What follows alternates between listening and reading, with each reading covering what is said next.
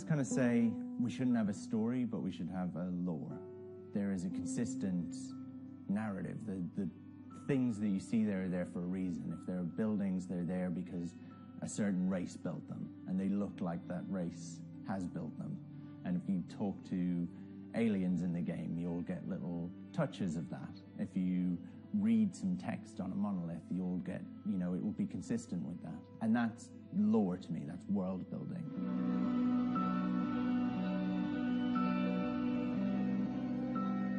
I used to love space opera. I loved the grand scale stuff. I loved the kind of stuff that Larry Niven would do, or people like Robert Heinlein. Well, the thing is with No Man's Sky, it's such a kind of comprehensive universe. I mean, I guess almost by definition, a universe has to be comprehensive, but it's got such scope that in our early discussions, we came to the conclusion that you could set all kinds of stories within that universe. You could write virtually any kind of science fiction, exploration, battle, trading, love story, anything you wanted.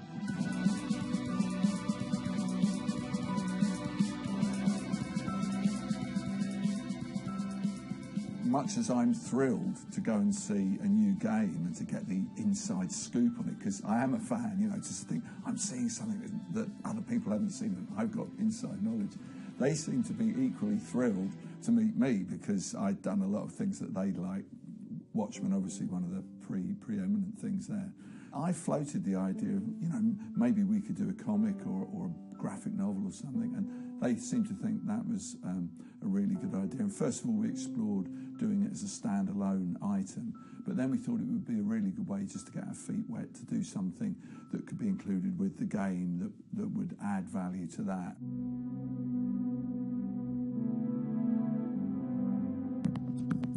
I've always had a soft spot for old games when you used to buy them and they would come with like a booklet. I liked the idea of that for No Man's Sky, of giving people a little bit of the flavour of the universe and kind of help build out the world a little bit. I chose to tell a story that was a kind of small adventure about a trader with a very valuable cargo and what becomes of the cargo, because that trading aspect was one part of the game.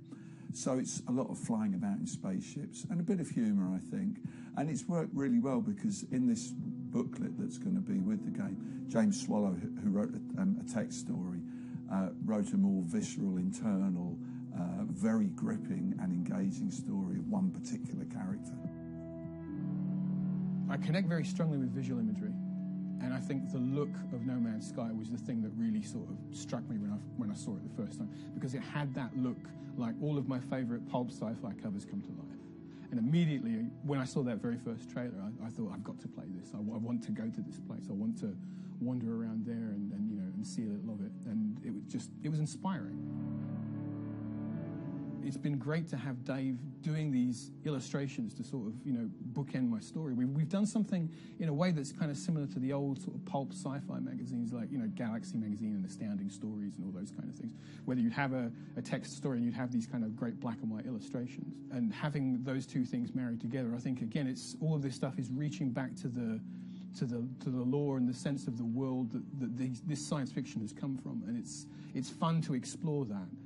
So what I've done is it's a survival story. It's about a character who's shipwrecked on a planet with some unpleasant alien species chasing after them, and we've got the Sentinels that you've seen in the game as well.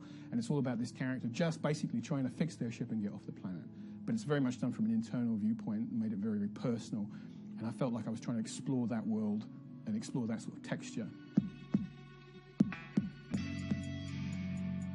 What's been really fun with James and with Dave is actually just showing them the game, especially like people who have such a love of sci-fi and such a background in it. But also what's happened is them working on the fiction, which is just kind of set in our universe. Actually, lots of the questions that they ask, you suddenly think, well, we either don't know that for sure, or we haven't like locked it down, or right, we need to lock this down. Like, how does this work? How does and it's crazy things. It's like, how does the landing gear of a ship work? And suddenly James Swallow will ask you that. And you're like, oh, I haven't thought about that. But I should. I'm not sure even I know the whole story yet, But I do like the idea of adventures happening in a universe that has a history, you know, that you're not really the first people who ever flew around this universe. So I like that idea of trying to piece together a mystery as well, you know, not only to physically explore, but intellectually to piece together a mystery. I think there's definitely a huge breadth of stories to tell in No Man's Sky. It is a systemic game because it is about you interacting with the environment and the characters, and there's no sort of hardcore narrative that says you must do this, and you must do this, and you must do this. What's unique about that is this is something that games can do that no other sort of form of storytelling can, is you as a player can come in and you can build your own narrative. And you might play that game for, you know, months or years, who knows how long. But at the end of your play of No Man's Sky, you will have told a story that will be unique to you. And that I think that is incredible.